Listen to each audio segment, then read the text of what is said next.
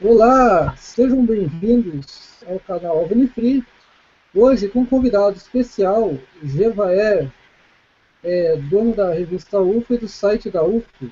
Hoje presente aí, trazendo bastante informações ufológicas e um hangout muito especial e um convidado especial que é o Gevaer. E também temos outros convidados que farão perguntas a ele, para saber mais sobre o que ele tem aí de novo na ufologia brasileira e internacional.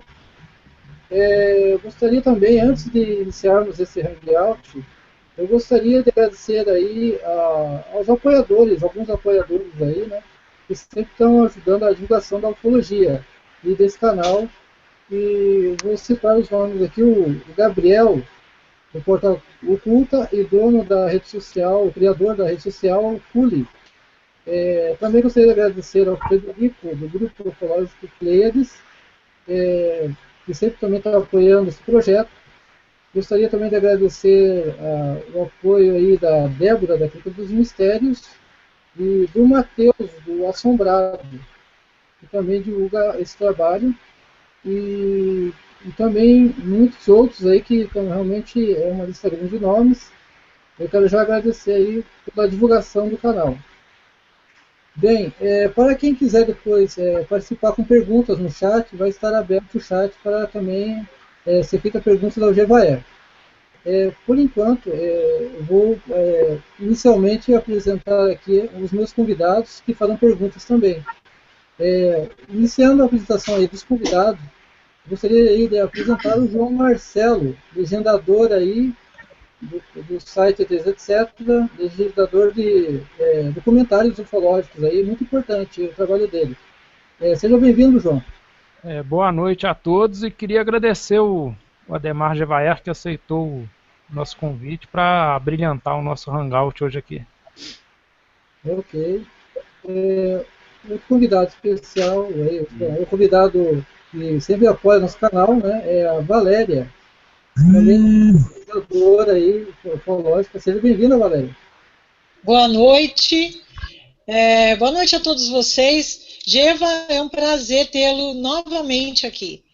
É um privilégio para nós podermos sentar e conversar com você sem ninguém te chamando, pedindo tua atenção. Então, hoje você é inteiramente nosso. Seja bem-vindo. Muito obrigado. Muito obrigado também, João. É uma satisfação estar com vocês. Bem, gostaria de apresentar aqui também o grande apoiador aí, ele está divulgando o trabalho também do canal ETs, etc., Wesley. Seja bem-vindo, Wesley. Boa noite, pessoal. Boa noite a todos os ouvintes aí. É um prazer estar aqui aprendendo mais ufologia com vocês e com esse convidado especial aí, que é um dos maiores ufólogos do Brasil, sem dúvida. É um cara que sabe argumentar muito bem e defender a ufologia no mundo inteiro. É um prazer estar com você, Gevaer. Valeu, Wesley. É um prazer também estar contigo. Ok. Gostaria de apresentar também um apoiador nosso que está presente também no nosso Hangout, o Clésio, do canal Alienato. Seja bem-vindo, Clésio. Obrigado pelo convite. Prazer é todo meu de estar aqui para conhecer e fazer perguntas, né, para uma pessoa que eu admiro bastante, que tem sido uma referência na ufologia. Ok. Obrigado. Gostaria de apresentar o Luciano. Luciano, primeira vez aí no nosso Hangout. Gostaria que você se apresentasse aí, Luciano. Boa noite, galera. Não. Eu não sou pesquisador, sou um amante do assunto e presto serviço para a revista UFO já faz um tempo. E tenho o canal, site na Milagro UFO, onde a gente vende lá vários DVDs de filmes de raridade sobre o tema de ufologia. Tá. Legal. Seja bem-vindo também ao canal Vinifree. O Luciano é o responsável por fazer os trailers dos eventos da UFO. Quem entra no nosso site, vê os trailers e vê que é material produzido com muita qualidade, com profissionalismo e com carinho. Todos os eventos que nós fizemos, os grandes, os fóruns mundiais, contaram com a ajuda do Luciano para fazer esses trailers. E vamos continuar fazendo. Luciano, se prepara que estamos lançando o FOSS 2016. Logo te manda a lista para fazer o novo trailer. E vai ser em Foz também, né? FOSS. O FOSS sempre é em Foz. E o Contatados que a gente faz itinerante por várias partes do Brasil. Legal. Legal. Gostei, então. Muito bom saber. Gostaria de apresentar um colega nosso aí, o Vladimir, do projeto Espaço, Dimensão e Estrelas. Seja bem-vindo, Vladimir. Boa noite a todos que estão aqui. E a gente está aqui porque a gente vai aprender. Hoje nós vamos ter uma aula de ufologia com o Jevaé. Muito obrigado pelo convite aí. Ok, Vladimir. Eu gostaria de apresentar um ufólogo antigo aí, um pesquisador antigo, o Antônio Faleiro. Seja bem-vindo, Sr. Antônio.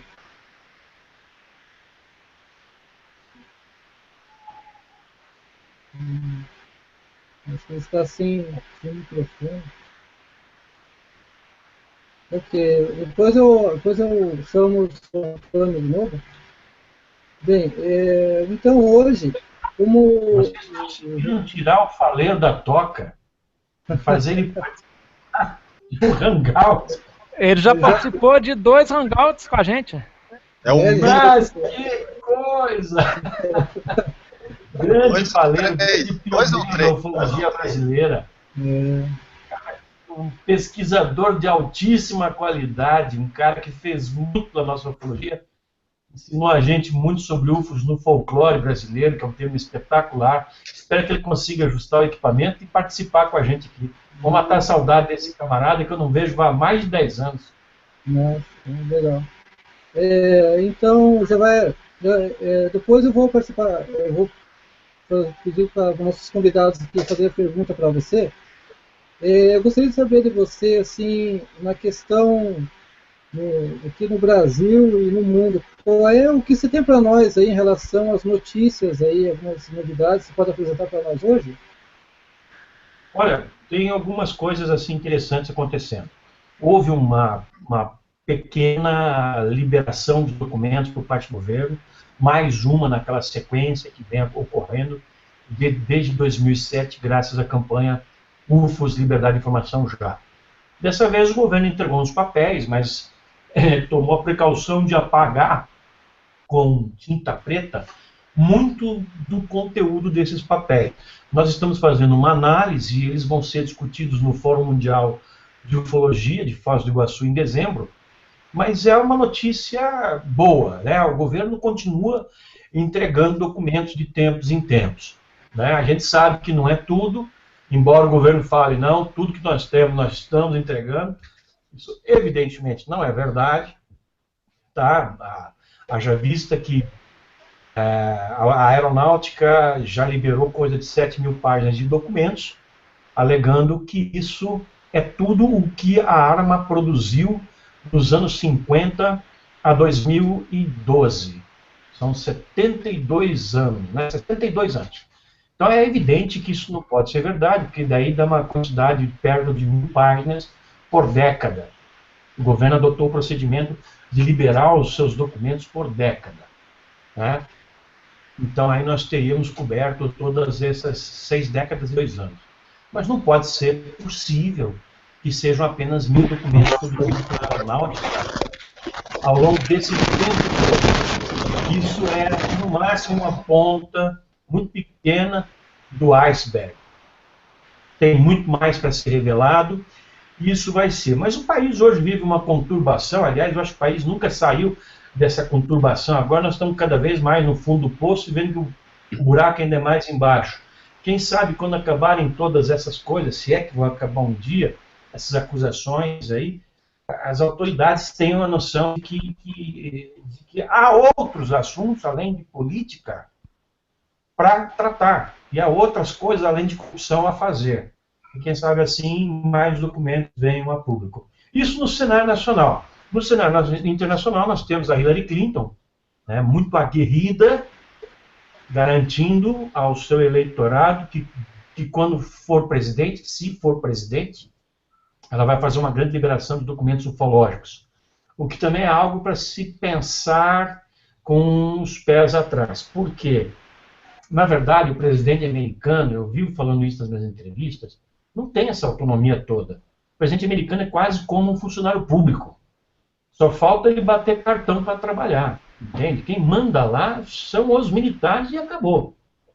O Bill Clinton tentou, na época dele, algumas décadas atrás, ter acesso a documentos, ter acesso a informações sobre a Área 51, e simplesmente não conseguiu. Mas tudo bem que o Bill Clinton não era assim, um cara tão aguerrido. Primeiro, ele não era, como é a esposa, tão apaixonado por esse tema. A Hillary é verdadeiramente apaixonada. E a Hillary é uma leoa. Ela vai em frente, ela vai tentar liberar alguma coisa. Então nós vamos ver algumas informações novas e documentos surgirem? Vamos. Mas pode ter certeza que vai ser aquilo que os militares deixarem que ela libere. E não vai ser nada de contundente, nada de muito duro, muito firme, de muito impressionante dentro da casuística ufológica. Porque os segredos continuarão a ser segredos. Até porque os Estados Unidos precisam manter esse segredo em função de serem reféns da própria mentira que eles criaram desde os anos 40 e 50, afirmando que discos voadores não existem. Eles não vão dar um tiro no pé de agora falar que nós enganamos, eles existem sim. E eles sabem disso há 7 décadas. Então essas são as duas coisas principais que nós temos no momento. E fora isso, claro, no campo assim, social, de atividades, nós estamos em contagem regressiva para o acontecimento dessa época do ano, de 29 a 31 de julho em Santos, que vai ser o 4º Fórum Mundial de Contatados, com um elenco de conferencistas assim, espetacular, de 10 países, gente que tem dentro de nave, gente que tem contato com seres e que virá ao Brasil para se apresentar a nós, a comunidade ufológica brasileira e aos interessados. Assim, uma coisa que eu ia perguntar, está dando um retorno, mas acho que é o seu, já está dando um pouco de retorno. É o seguinte. O meu? Uma outra que eu queria fazer, depois eu vou passar para os nossos convidados, o governo, eu sei que a NASA é do governo, né, americano, e ele ao mesmo tempo ele é militar, né, então a liberação de certas imagens, certas informações da NASA, realmente a presidente, vamos supor que a Hillary ganhe, ela não vai conseguir liberar todas as evidências que a NASA tem, das fotos, né, e registros dessa questão dos objetos, dos OVNIs, e até fotos bem contundentes na questão de Marte e da Lua, por exemplo, que realmente, se houver uma ocultação, não vai conseguir quebrar isso, né? Na tua visão?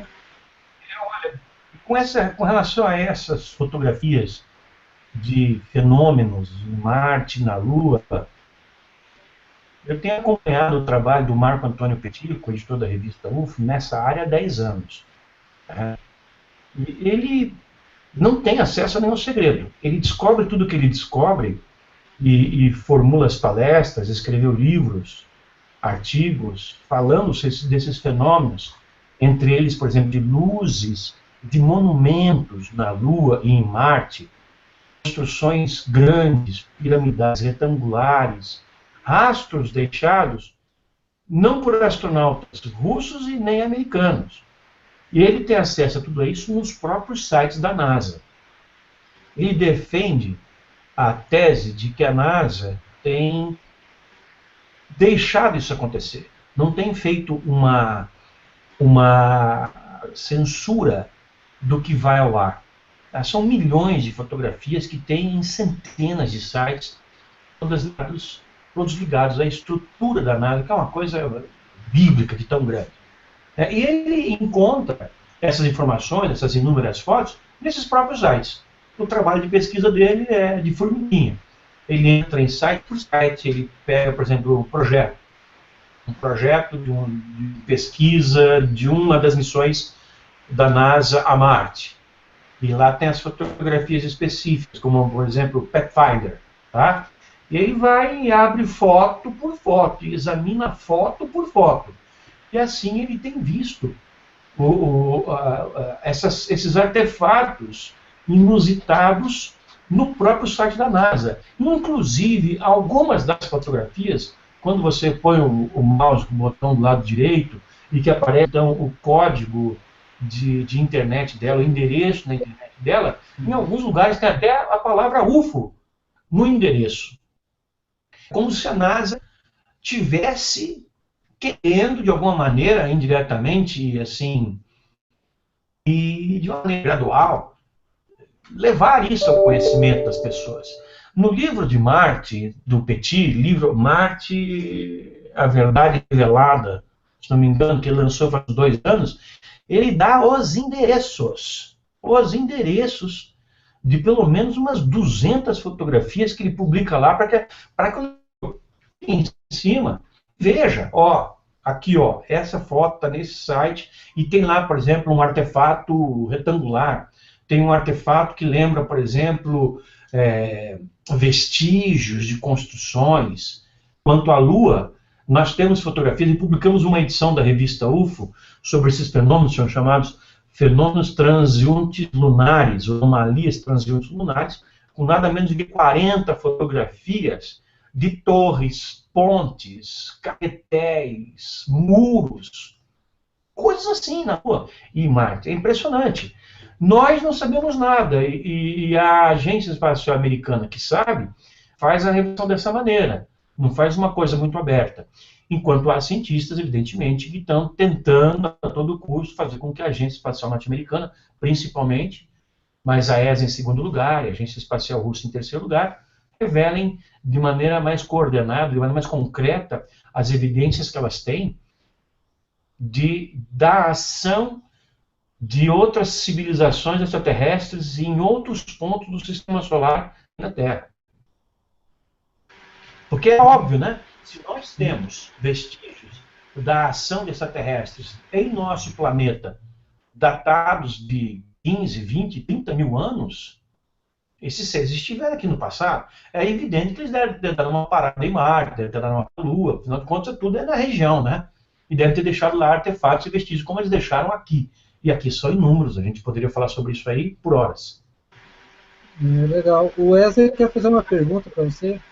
Wesley? Pois não.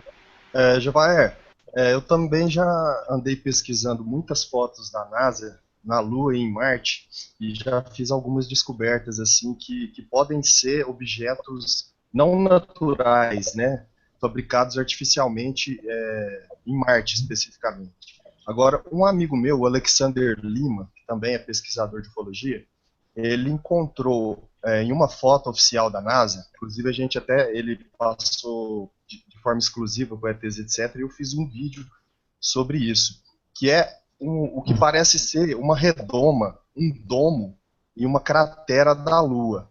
Não sei se você chegou a ver. Eu queria saber se você... Mas eu vi artefatos como esse em várias fotos.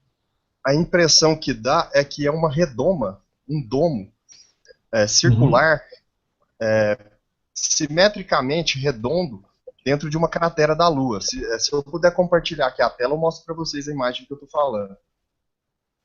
Pode ser? Se houver meio, eu gostaria de ver. A propósito, esse quadro atrás de você, Wesley, é do astronauta de Palenque? Isso. Legal. Acrílica sobre tela. Foi eu que pintei. Você que fez? Eu que fiz. Parabéns. Eu sou formado em artes. Eu não sei se vocês estão vendo a minha tela aí agora. Estão vendo? Tá aqui o domo, né? Possível domo gigante e transparente na Lua. Pois é isso aí. Olha, essa foto é oficial da NASA, tem aqui, eu coloco o endereço. E eu não consegui encontrar outra explicação a não ser uma construção artificial dentro de uma cratera. E pelo brilho, aparenta ser algo de vidro ou de algum material transparente. E aí a gente fez um vídeo, tá no YouTube, tá no meu blog, depois queria que vocês dessem uma olhada. Muito interessante, muito interessante. Tá vendo dentro da cratera como... Oi? Você vai aos sites da NASA, você encontra essas fotografias. Elas não estão exatamente. escondidas mais, né? Aparentemente, e essa é a ideia que o Petit, e o Petit é um cara que sabe das coisas, aparentemente a ideia segundo o Petit, é de que a NASA quer que esses fatos venham a público, que eles sejam efetivamente conhecidos. Até porque essa coisa de manter essas informações ocultas é coisa do passado. Nós estamos em 2016, quase 2017. Nós já temos 70 anos nas costas de ufologia. Está na hora desse negócio vir mais a público. Está na hora dessas coisas que nunca puderam ser efetivamente contra a população, sejam mostradas de uma vez. Né? É o que alguns governos estão fazendo. Eu costumo falar sobre isso nas ocasiões em que eu tenho oportunidade. Por exemplo, só no nosso continente, na América do Sul, tem 5 países que têm organismos de pesquisas ufológicas oficiais. 5. Eu conheço todos os 5. Eu estive nos quartéis generais de todos os 5. Na Argentina, no Chile, no Peru, no Equador e no Uruguai, que é o mais antigo. Né? E está lá. Quer dizer, se estão pesquisando oficialmente, se estão gastando... Olha que bonito quadro, hein? Se estão gastando dinheiro com isso, é porque é evidente que isso é considerado por essas autoridades como uma coisa séria, uma coisa que mereça a atitude de investigação. Muito bom, é verdade. Muitos países estão se abrindo mais oficialmente, né, militarmente, os militares pesquisando, reconhecendo o fenômeno OVNI, né, e pesquisando seriamente, né, essa questão. Eu vou passar para o João Marcelo. João, você quer fazer uma pergunta para o Gevaer? Sim, eu tenho uma pergunta. Ô, Gevaer, tem um vídeo que eu legendei, botei no meu canal no YouTube, só 2 minutinhos, mas é de um evento de desacobertamento que houve esse ano no Canadá, e um advogado canadense, ele apresentou documentos que ele conseguiu do NORAD. São interceptações que o NORAD fez, documentos da Polícia Montada Canadense. Eu queria que você falasse mais sobre isso e... Vitor Vigiani? Isso, exatamente. Se tem coisa muito impactante nesses documentos do NORAD.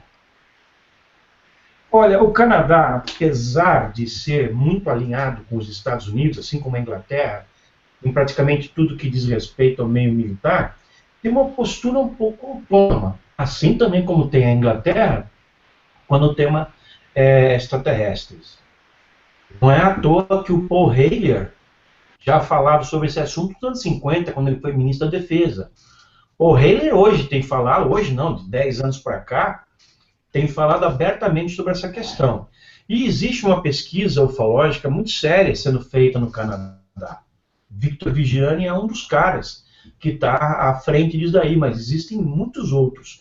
Há grupos em Toronto, na costa leste, Vancouver, na costa oeste, no centro do país, Saskatchewan, que são muito sérios, levando isso muito a sério.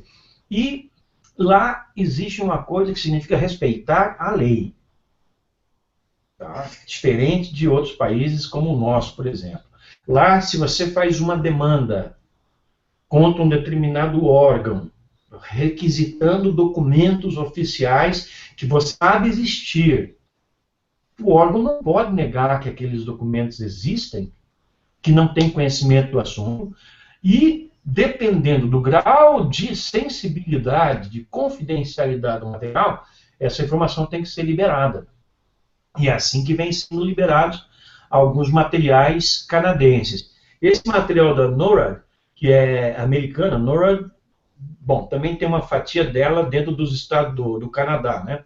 A NORAD está no mundo inteiro, tem Pine Gap na Austrália, Maywood Hill na Inglaterra, no Canadá em vários lugares, conectado ao projeto Harper, etc. A NORAD, para quem não sabe, é um sistema de vigilância e observação do espaço aéreo e espacial ao redor do planeta para vigilância de segurança para esses fins. E é uma espécie de condabra americano, né? Em proporções muito maiores, com recursos muito mais avançados, um grau de sensibilidade à detecção de objetos voadores não identificados extremamente alto, e que, segundo algumas pessoas que já vazaram informações a respeito, teria um recorde assim de dezenas de registros diários de observações detectadas por radar de objetos voadores não identificados somente por 50 estados americanos. Somente, sem contar o restante do mundo onde eles também estão. A NORAD tem uma quantidade enorme de satélites girando em todo o espaço e só admite uma parcela deles. Nós sabemos que a NORAD tem uma quantidade X de satélite e quais são as suas funções, mas ela tem uma quantidade 5, 6 vezes maior e nós não sabemos qual é a função desses outros artefatos. Desde espionagem sobre todo mundo. Então, esse tipo de equipamento detecta mesmo UFOs. E essas informações, volta e meia, vazam. É difícil, mas vaza. Vitor Vigiani, ele é um pioneiro da ufologia canadense. Ele mora em Ontário. Eu tive numa gravação para o Discovery Channel há 2 anos em Toronto, e ele estava lá, e também participou Richard Dolan, Paul Stonehill, Stanton Friedman e outros caras. Até o Gary Heseltine vem da Inglaterra para isso. Eu fazia umas gravando lá, tive a oportunidade de trocar ideias com ele. Os canadenses, eles são muito claros com relação à ufologia. Eles não têm, como os americanos, por exemplo, aquela neurose toda misturada com o assunto. É meio doidão, viajandão quanto essa história. Mas o canadense não, o canadense mais bem, né? Questões mais seguras, mais descontaminadas sobre o assunto. Há muito bons casos no Canadá. Legal, interessante saber. E, por sinal, nós estamos trazendo um canadense para o Fórum Mundial de Ufologia, que vai ser o Brian Forster, que hoje mora no sul do Peru, que é aquele pesquisador que escreve muito, ele é muito prolífico também nos canais a cabo, History, Discovery, National Geographic. Ele escreve sobre os crânios alongados. Ele esteve em Peruíbe no mês passado, fazendo palestra no 11º Encontro Ufológico de Peruíbe, que foi patrocinado pela Prefeitura e organizado pela UFO.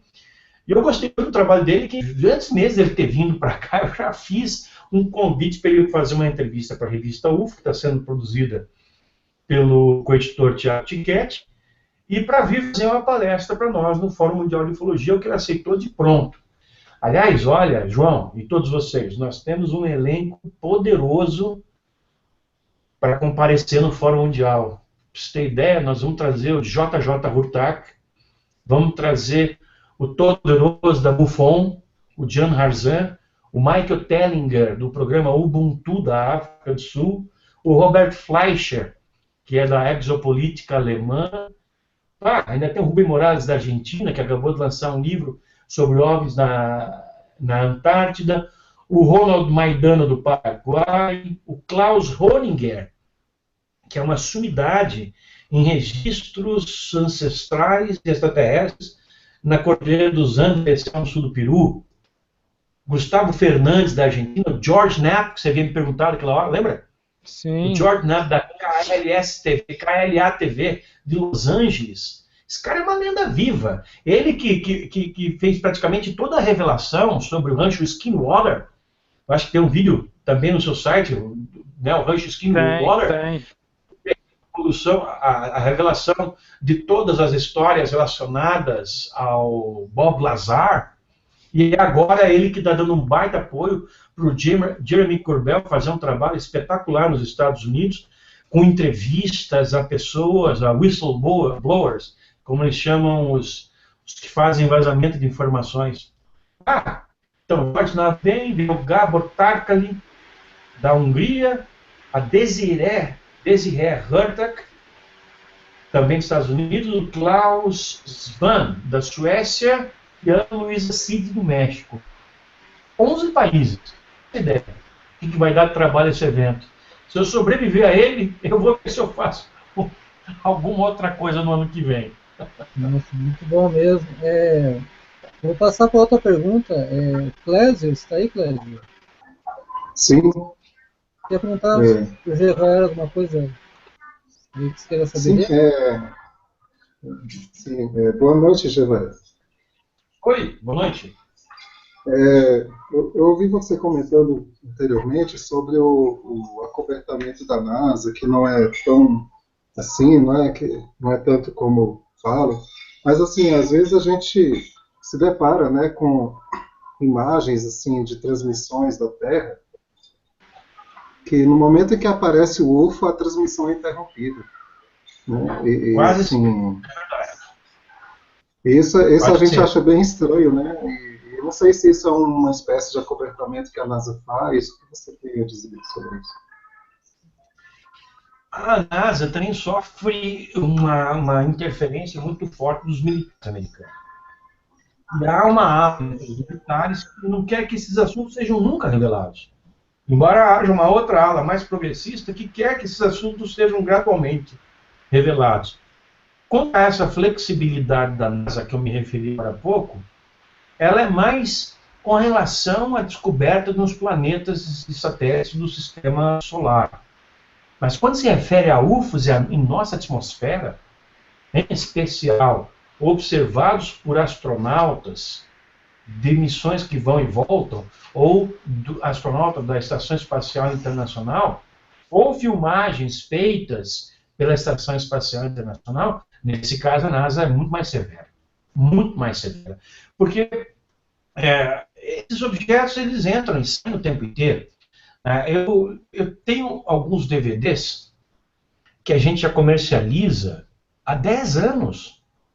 E esses DVDs mostram os entrando e saindo da atmosfera, filmados pelos artefatos da NASA, pelos satélites, pelas cápsulas espaciais, subindo, descendo, fazendo curva, um marcando o outro, e fazendo as mais variadas evoluções no espaço.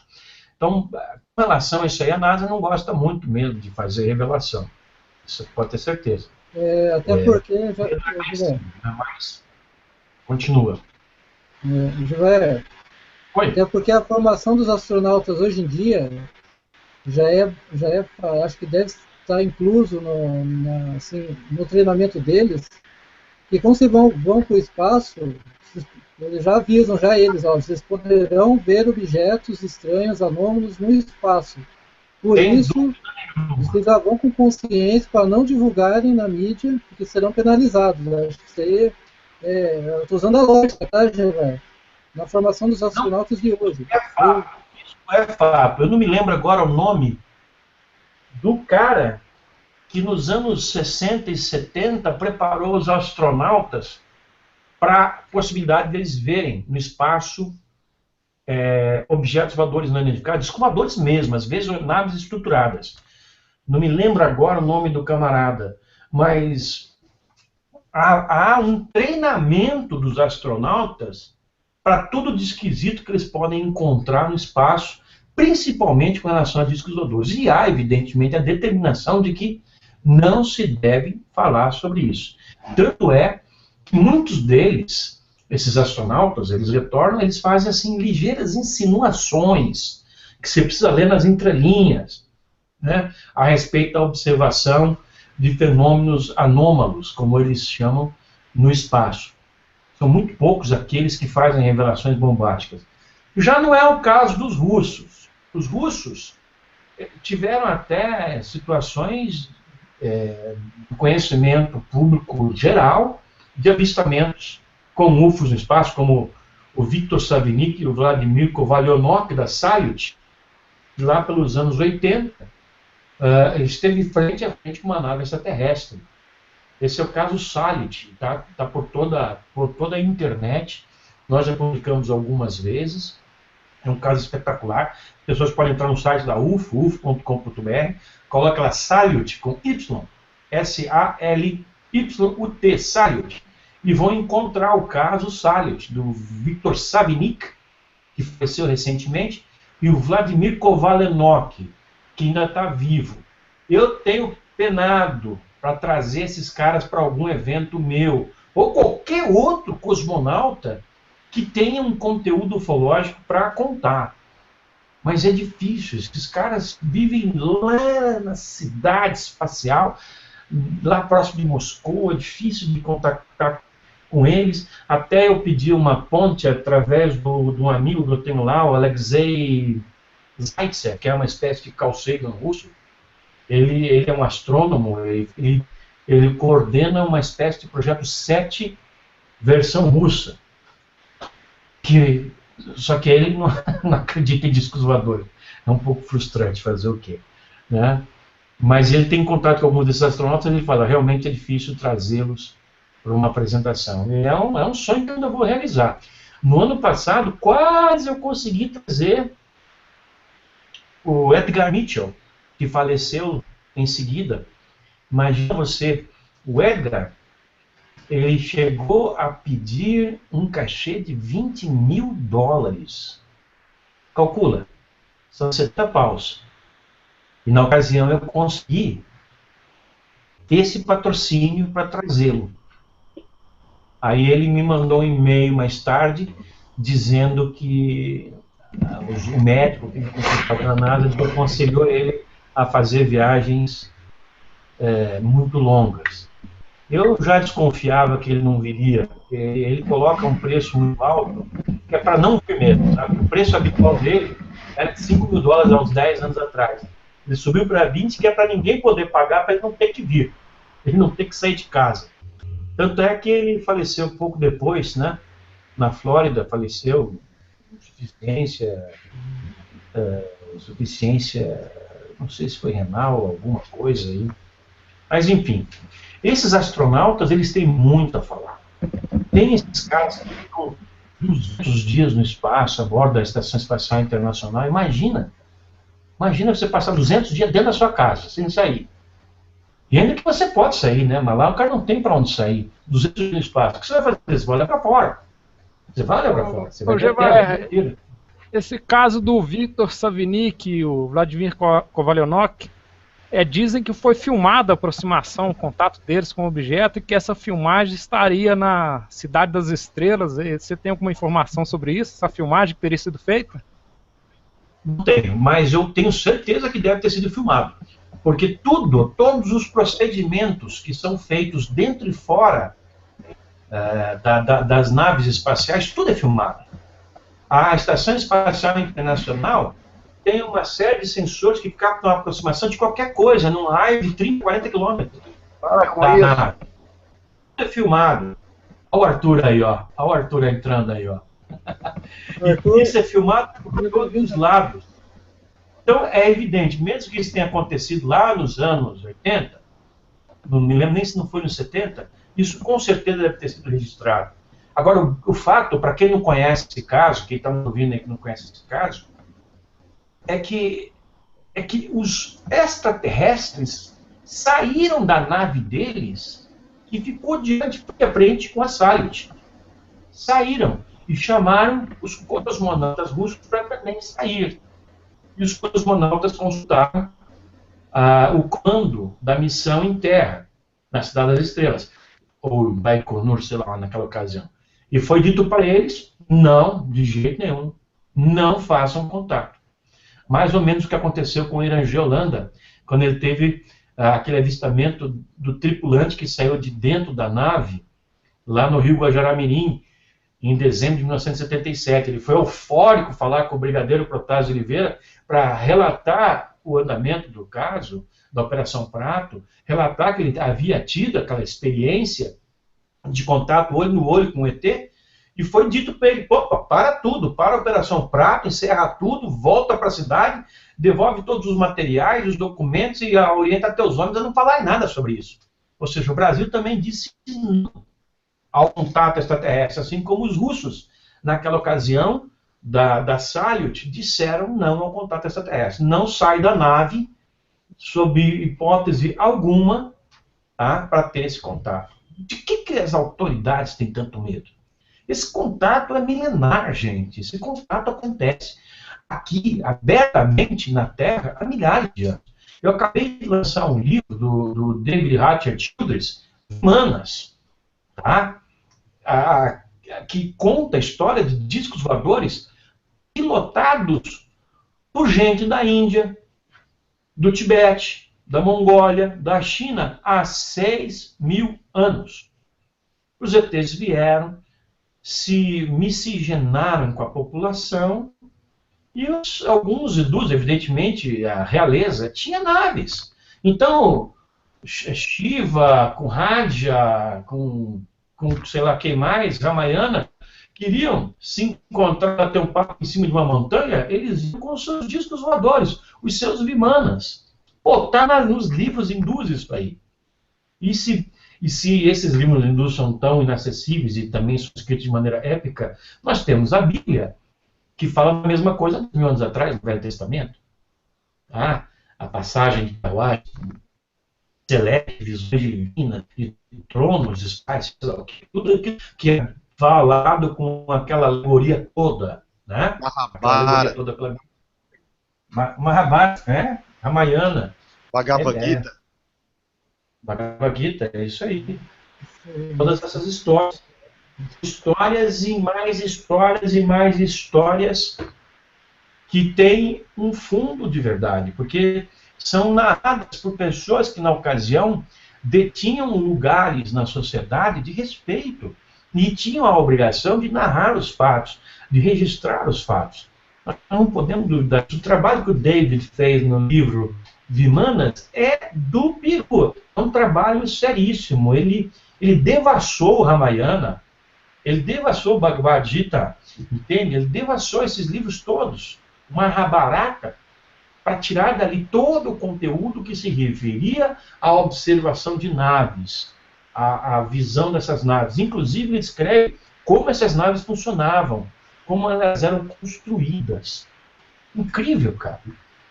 Passagem no Ramayana em que... Ui, só um pouquinho. A Valéria atende ali. A Valéria está aí, Valéria?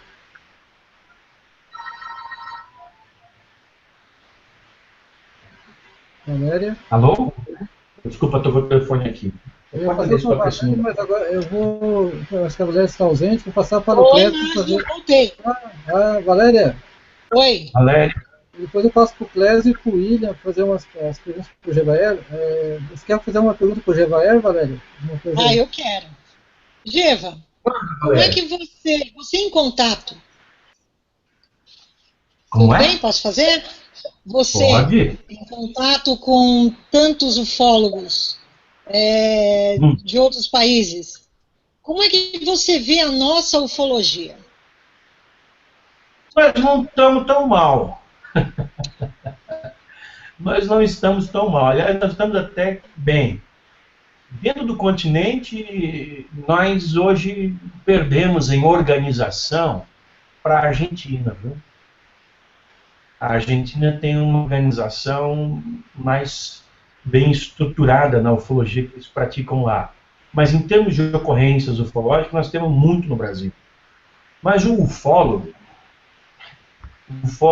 de maneira geral, em especial o brasileiro, é muito competitivo. Há muita desunião nesse nosso meio. E atrapalha demais, Valéria. É uma coisa... É muita gente querendo jogar sozinho no time. Não tem para ninguém, é só eles, entende?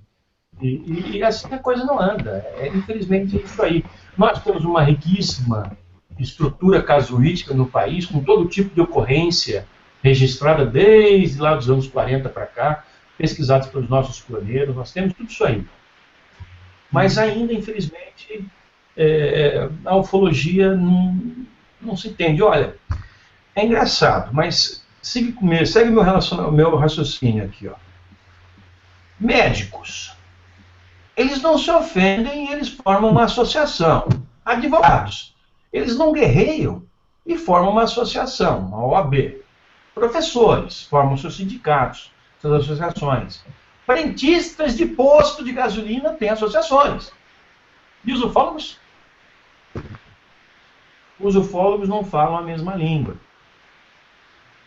Com exceção, permitam-me dizer, da revista UFO, que tem um quadro sólido de 400 pessoas. Agora tem um monte de gente combatendo, que quer atacar aqui, que atacar ali, que quer não sei o quê. Não sei porquê, ao invés de se juntarem, né? Eu vejo todo dia o surgimento de um novo grupo de ufologia no Facebook, em algum lugar. Por que formar novos grupos? Eu defendo que as pessoas se liguem aos grupos já existentes, fortaleçam esses grupos já existentes. Não criem os seus próprios grupos. O que é começar do zero.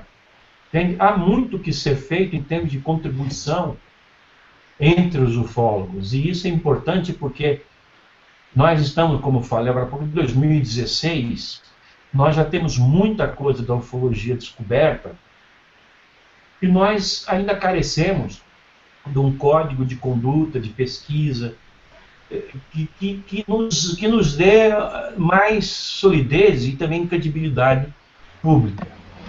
Isso seria fundamental. Nós corremos o risco de chegarem as naves e a gente não está preparado para assimilar essa nova informação, essa nova situação.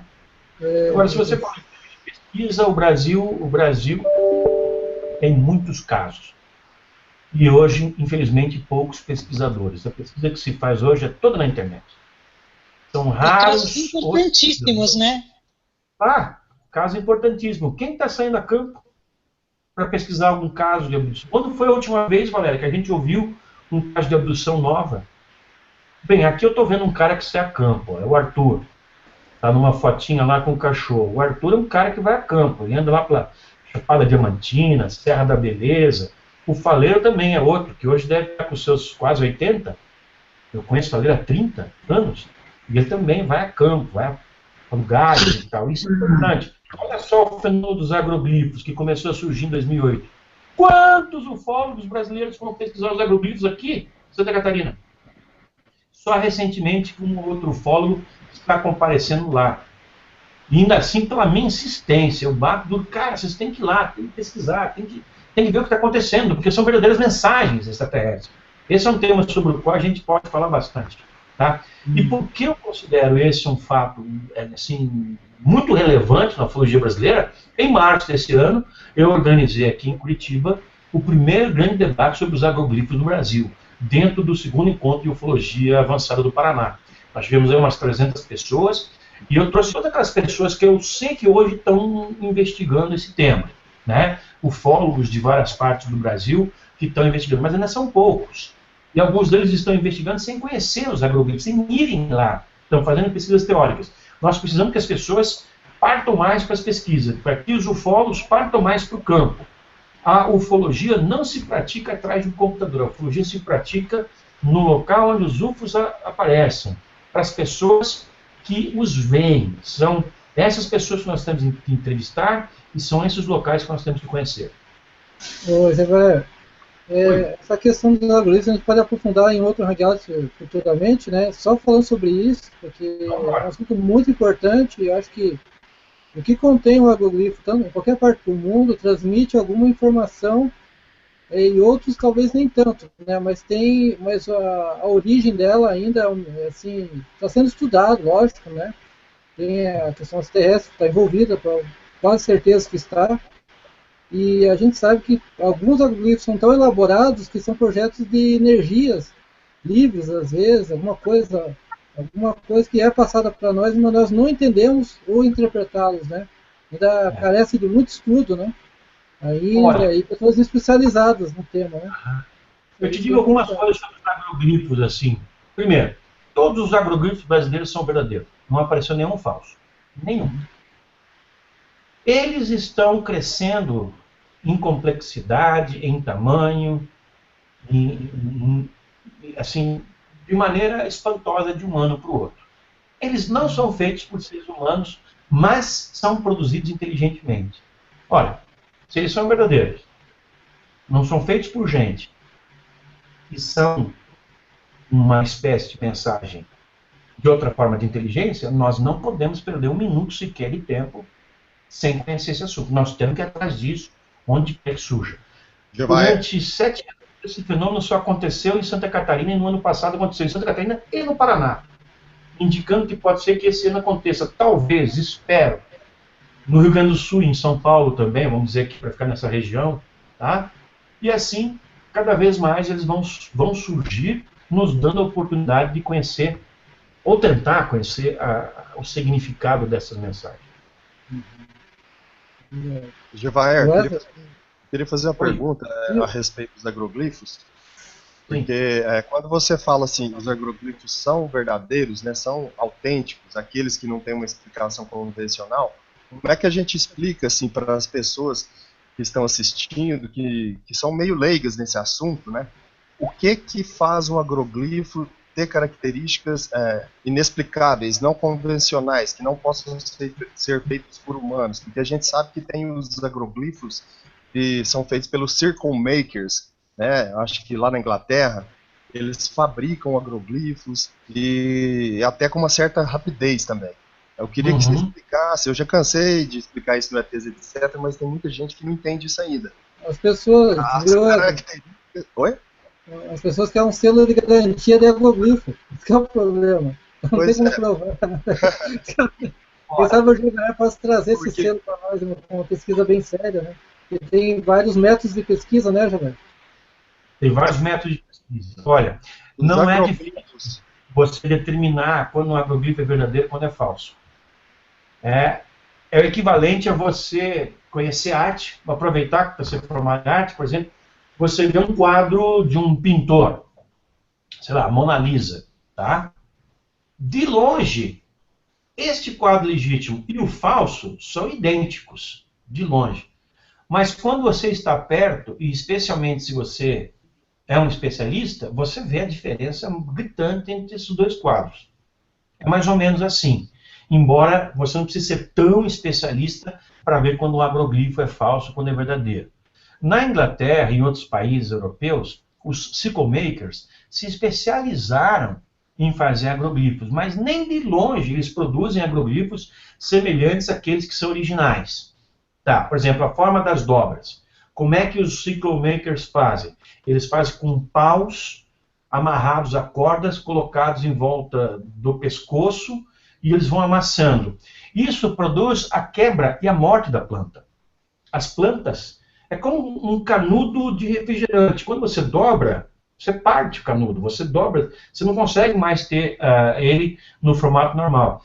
Os sickle makers, eles matam as plantas. Elas, dentro de alguns dias, elas estão mortas, estão secas. Enquanto que nos agroglifos, as plantas continuam crescendo, continuam vicejando. E se ninguém colher, elas vão acabar subindo, porque é uma tendência do vegetal subir para alcançar a luz solar. Isso sem contar os inúmeros fenômenos que acontecem dentro dos agroglifos legítimos e não acontecem dentro dos agroglifos falsos. Por exemplo, você vê uma bússola fica louca. Você vê equipamento de detecção de eletromagnetismo ficarem loucos. Dentro do agroglifo a medição é 20 Gauss. Perdão, fora do agroglifo 20 Gauss. Dentro do agroglifo 20 Gauss. Você vê flashes de luz, você sente imantação. E aqui em Santa Catarina, eu comentei, numa vasta área onde não havia telefonia celular de nenhum tipo em 2008, 2009, eu fiz e recebi ligação do meu celular. Você sai de dentro do agroglifo, não tem mais sinal. E aí? Então são essas características, entre muitas outras, assim, para ser rápido, que determinam quando um agroglifo é verdadeiro e quando um agroglifo é falso. Né? É fácil da gente saber. Agora, o triste é a gente constatar que hoje, na Europa, coisa de uns 60%, 70% dos agroglifos são falsos. Só que são imediatamente identificados como falsos pelos circólogos, é como se chamam os pesquisadores de agroglifos, circólogos. Não são necessariamente ufólogos, são pessoas de várias origens, várias naturezas, várias profissões e hobbies, né? E eles determinam rapidamente, mas para a população, alhos e bugalhos são a mesma coisa. Esse que é o triste. Aqui no Brasil, eu sempre falei o seguinte, quando começaram a surgir os agroglifos, algumas pessoas que não tiveram nem sequer a decência de tirar a bunda da cadeira e ver, e conversar com as testemunhas, falaram de cara, isso é fraude, isso é fraude, isso é fraude.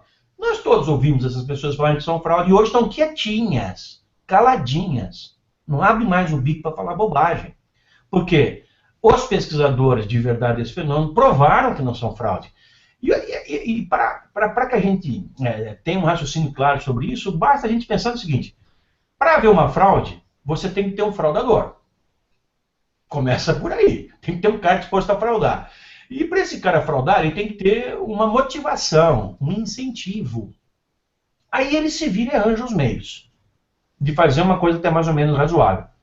Mas nesses 8 anos nunca apareceu um fraudador dizendo: eu fiz, tá aqui o vídeo, fiz dessa maneira. Nunca.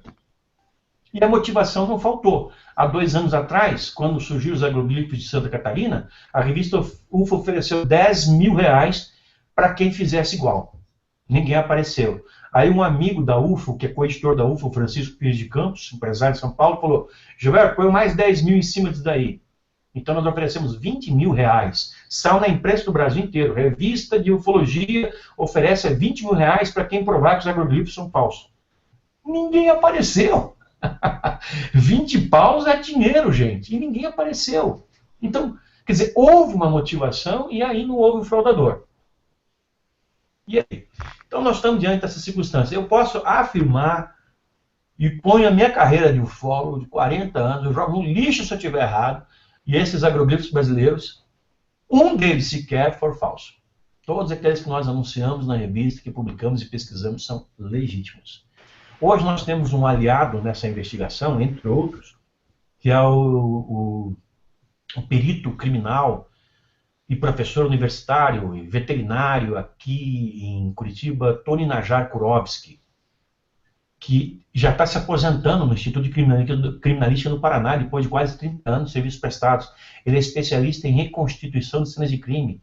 Eu o levei aos agroglifos e mostrei: Tony, veja isso aí, e produz um laudo. Produz um laudo para a gente esfregar na cara de todo mundo que fala que isso é falso. Onde você, dentro dos critérios que você tem dentro da polícia, determina que aquilo ali, por exemplo, não teve ação do ser humano na sua produção. E ele fez isso. Toda vez que nós pudermos, tivermos um agroglifo, vamos fazer. E eu aposto, hein? Anotem todos vocês, nós vamos ter agroglifo. O período em que eles começam é meados de outubro e vão até meados de novembro.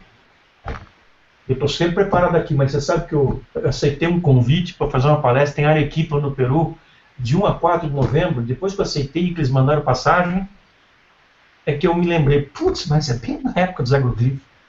Tomara que eles apareçam antes agora, hein, Valéria? Senão como é que fica? Vou ter que cancelar a viagem.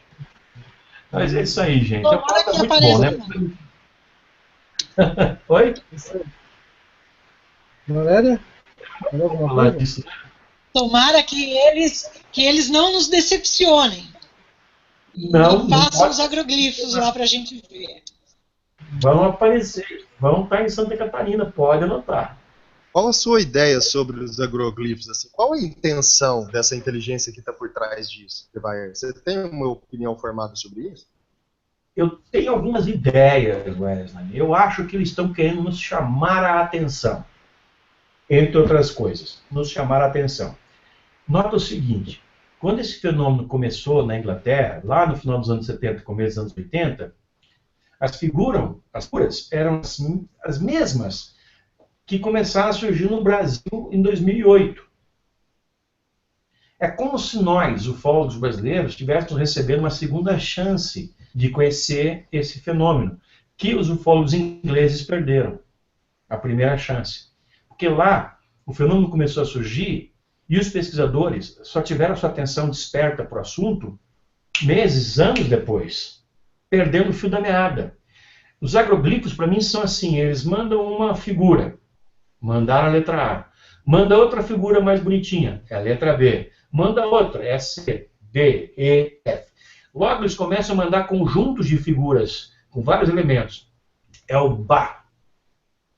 Tá? É o Ba, é o Mé, é o Sé, é o Tri, são palavras pequenininhas. Depois eles mandam figuras cada vez mais complexas, que viram palavras mais complexas. Chegou uma época que eles estavam mandando orquestra, sinfonias inteiras, enciclopédias inteiras lá na Inglaterra, só que já não tinha mais condição de se entender o que estava acontecendo, porque se perdeu o fio da meada. Tá? Se você não aprende o beabá, você não vai entender o paralelepípedo lá para frente. Então aqui nós chegamos a receber a oportunidade de ter uma segunda chance de entender esse fenômeno, mas os ufólogos desperdiçaram essa segunda chance com as suas guerrinhas internas, falando que não, é fraude, é fraude, é fraude. Pessoas aí de Florianópolis, pessoas de Santa Maria, pessoas de Minas Gerais, vocês conhecem. E sem nenhuma razão, sem nenhuma pesquisa, nenhuma investigação, ufólogos, hein? Ufólogos. Todos eles já fizeram parte da revista UFO e foram expulsos. Acho que é por isso que eles criticaram os agroglifos. Não importa, o fato é que criticam sem saber. E isso causa uma má impressão ao público. Ainda tem gente que pensa que os agroglifos são falsos e não são.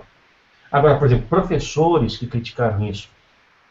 O Adolfo Stotz, da Universidade Federal de Santa Catarina, nem abriu o bico no ano passado, retrasado.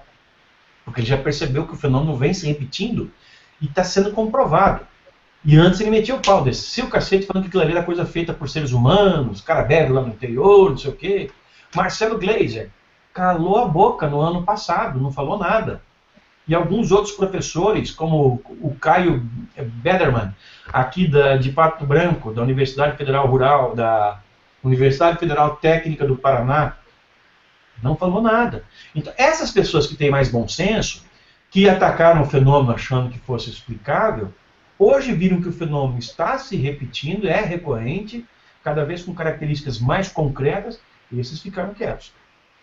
E olha, muito aprender com esses agroglifos. Fala, amigo. Na visão militar, no Brasil e no mundo, o que eles dizem ou não dizem nada em relação aos agroglifos? Aos agroglifos? Os militares. Não, os militares em relação à análise do que ocorre nesses... Você tem alguma opinião de algum militar em relação a isso? Desculpa, você quer saber se os militares têm opinião a respeito de agroglifos ou de ufologia em geral? Isso, eles estudam também, não?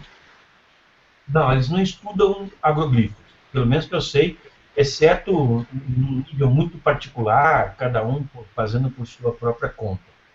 Agora, com relação à ufologia, sim. Nós tivemos 4 comissões poderosas de pesquisas ufológicas no Brasil nessas últimas décadas. E é evidente que a Força Aérea Brasileira registra ocorrências ufológicas, e isso foi determinado, inclusive, por um decreto, número 551 GC3, publicado em agosto de 2010, no Diário Oficial da Nação. E esse documento foi assinado pelo comandante da Aeronáutica, o brigadeiro Junichi Saito, determinando que todas as ocorrências ufológicas que fossem relatadas a qualquer unidade do meio militar brasileiro, em especial da Aeronáutica, fosse centralizada, todas essas informações fossem centralizadas no CONDABRA, o Comando Brasileiro de Defesa Aeroespacial. E dali, após análise, essa documentação deveria ser passada para o Arquivo Nacional, em Brasília. E isso vem sendo feito. Então existe uma atividade que denota a preocupação dos nossos militares a respeito do fenômeno UFO. Isso vai haver sempre. Qualquer país que seja minimamente desenvolvido tem essa preocupação, tá? Está vigilante, até porque há acordos firmados internacionalmente para que as nações desenvolvidas troquem informações sobre o fenômeno dos discos voadores no nível militar, não no nível governamental. Por exemplo, você não vai ver o presidente interino Temer falando com Obama sobre isso. Mas os militares da Força Aérea Brasileira falam com os militares da Força Aérea Americana sobre esse tema. Tá? Isso ocorre. Agora, os militares não se pronunciam sobre isso. Eles não fazem propaganda. Tá? Por quê? Funciona assim. Pensamento militar. E eu entendi isso depois de conversar com muitos militares sobre ufologia. Um assunto que você não domina, ou pior ainda, que não controla, você não fala a respeito. Por quê? Se um militar de alta patente chega e fala, olha, realmente discos voadores existem, qual vai ser a primeira pergunta que vão fazer para ele? E de onde vem? E o militar vai falar, não sei. Qual é a intenção dos tripulantes? Não sabemos. Por que não pousam? Também não sabemos. Como é que nós podemos detê-los, fazê-los parar para conversar? Não tem como. Então, admitir que disco voador existe é bem bacana, né, para os militares. E alguns até fizeram isso. O brigadeiro José Carlos Pereira me deu uma longa entrevista que ocupou 30 páginas da revista UFO, em que ele abriu o bico. Ele falou: os fatos sobre os discos voadores no Brasil não devem ser mais secretos, eles devem ser liberados, devem ser do conhecimento da nação. Eu botei na capa da revista UFO. Depois eu entrevistei o brigadeiro Sócrates Monteiro, que foi ministro da Aeronáutica, que também foi comandante do Condabra, que falou a mesma coisa. Os militares brasileiros nunca se descuidaram com relação a essa questão. E há registro da detecção de objetos voadores não identificados em nossa atmosfera chegando a 15 mil km por hora, que é o que se conseguiu detectar também na noite oficial dos OVNIs, em 19 de maio de 1986. Objetos voadores não identificados a 15 mil km por hora, que paravam e voltavam. Até que um ufólogo, no Fantástico, falou: ah, a gente não sabe se é disco voador, o que é, a gente não sabe se aquilo ali é extraterrestre. Não é o que? É o carrinho do Papai Noel? Entende? Os militares todos da Força Aérea Brasileira e 7 caças, mobilizando o Brasil inteiro, toda essa estrutura de defesa do país, no encalço dessas aeronaves que tinham, eram 21 aeronaves que tinham 100 metros de diâmetro. É realmente uma coisa fabulosa. Mas, amigos, eu gostaria de responder mais algumas perguntas de vocês, mas eu estou com o meu horário também estourado. Agora, pelo menos uma mais, de quem vocês quiserem, eu teria a maior alegria de responder. O Clésio, você for meio rápido, o Clésio, o Vladimir e o William queriam fazer, mas vamos ver se conseguimos chamar os 3 últimos que eles não falaram ainda. E o Arthur está assistindo ali, não sei se quer perguntar depois. O Arthur está dormindo, olha lá o Arthur dormindo. Ô, Jevaé, quero mandar um abraço para você. Diga aí, amigo. Um abraço pro Jeva e dizer a você que dia 29 eu tô lá, hein, meu. Tô lá em Santos. Se você não for pro Congresso de Santos, a gente não faz congresso. Arthur, prazer te ver novamente aí, viu? Você tem conversado muito com o Petit ultimamente? O prazer foi meu. Tenho estado com ele no congresso aí, a gente tem feito vários congressos. Beleza, ok. Eu tô vendo você. O Petit agora tá apaixonado. O Petit agora tá apaixonado, já vai. Eu tô sabendo, rapaz, ele tá insuportável, ninguém aguenta mais. É insuportável. É verdade. Aqui ele tá ficando um velho chato, cara. Agora apaixonado, então ninguém segura. E tá mais grisalho ainda, tá com cabeça de algodão doce. Vou passar pro Clésio. Clésio, você perguntar, fazer uma pergunta? Qual é a sua pergunta, Clésio? Sim. A gente tem se deparado nas pesquisas ufológicas com muitos casos, assim.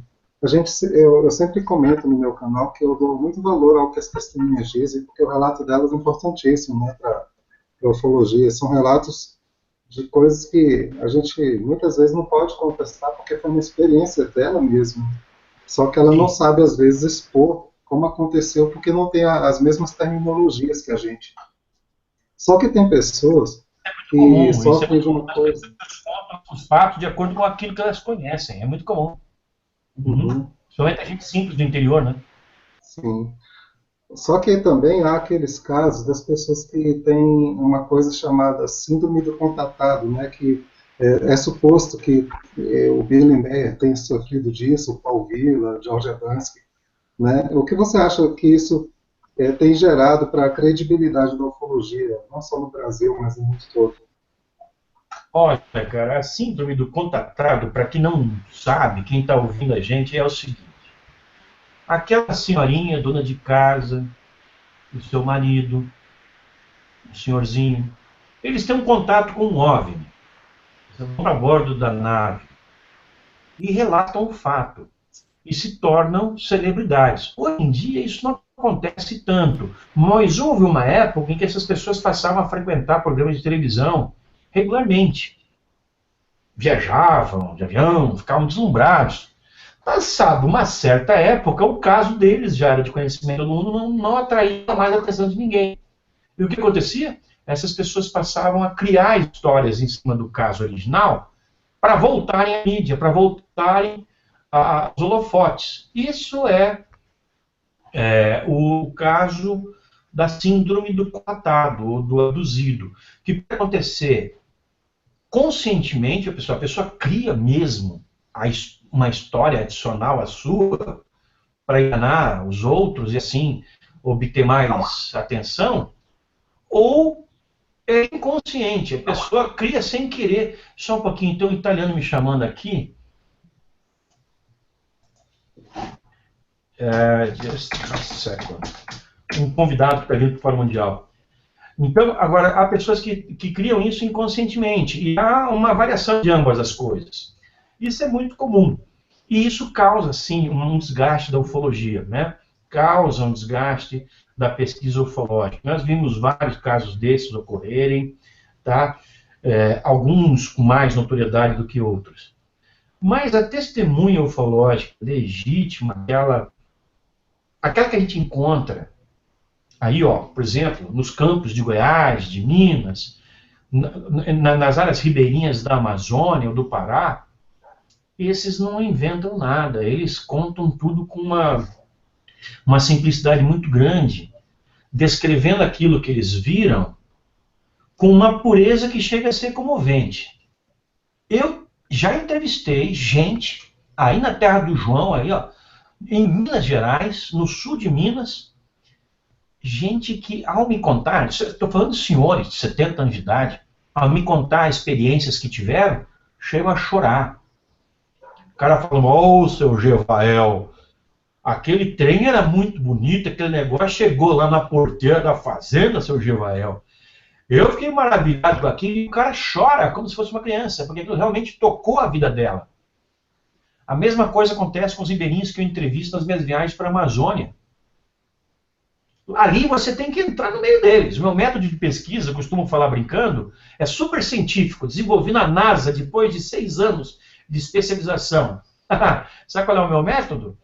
Eu alugo um barco com motor de popa e um cara para pilotar o motor de popa e falo: compadre, você sobe o rio e a partir de 10 quilômetros você para em casa por casa, que muitas vezes estão distantes uma da outra, assim, por 1 quilômetro, 2. Entra que eu vou conversar com o ribeirinho. Esse é meu método de investigação. Você chega humilde, você chega tranquilo, você vai conversando com as pessoas. Algumas eu já encontrei em outras viagens nesses últimos 10 anos.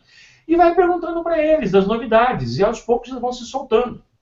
Eles te falam de tudo. Eles dizem que eles veem ilhas sair de dentro do rio, castelos saírem de dentro dos rios. Eles dizem que eles veem procissões no céu, que é como eles chamam os cilindros voadores. E, sobretudo, eles dizem que veem fornos. Um senhorzinho falou para mim: ó, seu Jevaeldo, seu Zevaeldo, lá na Amazônia é assim, eu nunca vi esse tarde disco voador aí, não. O que a gente vê de vez em quando aqui é um forno. Aí, como você sabe que os caras associam o que eles veem a coisas que eles conhecem, você fica pensando: o que ele está falando? Um forno de micro-ondas, um forno de fogão, um forninho elétrico? Aí eu descobri o que é esse forno. É um tacho que se usa para torrar a farinha de mandioca. É um bacião. Ora, se você vê um disco voador de baixo passar acima da sua cabeça, você vê isso, você vê um tacho, você vê uma bacia. É o forno dos caras, é o forno dos ribeirinhos. Eu publiquei agora, ainda nesse ano, o resultado das minhas últimas 2 viagens para a Amazônia, em 2 ou 3 edições da revista UFO, 2 edições da revista UFO, uma é a continuação, em que eu falo sobre esses casos. As pessoas contam com uma simplicidade, é uma delícia ouvir essas histórias. Porque, assim, a pesquisa ufológica, além de pesquisa, ela acaba sendo uma aventura. Por isso que eu sugiro às pessoas que fazem ufologia atrás do computador, que vão ao campo. Tiram um final de semana por mês, morando onde morar, pega uma estrada rural qualquer e lá para frente vai entrando em fazenda, vai conversando com peões, com quem vocês encontrarem. Eu garanto para vocês que em áreas assim, mais ou menos rurais, isso em qualquer estado do Brasil, mas áreas rurais, com cada 10 peões que vocês se encontrarem e conversarem, 7 ou 8 vão ter histórias para contar. E a partir daí já se faz a pesquisa. Na Amazônia, a cada 10, 11 tem história para contar. E todos eles têm várias histórias para contar. É muito interessante. E aí você vê e descobre que a pesquisa ufológica feita em campo, ela é rica, ela é divertida, ela é uma aventura, ela enriquece as pessoas.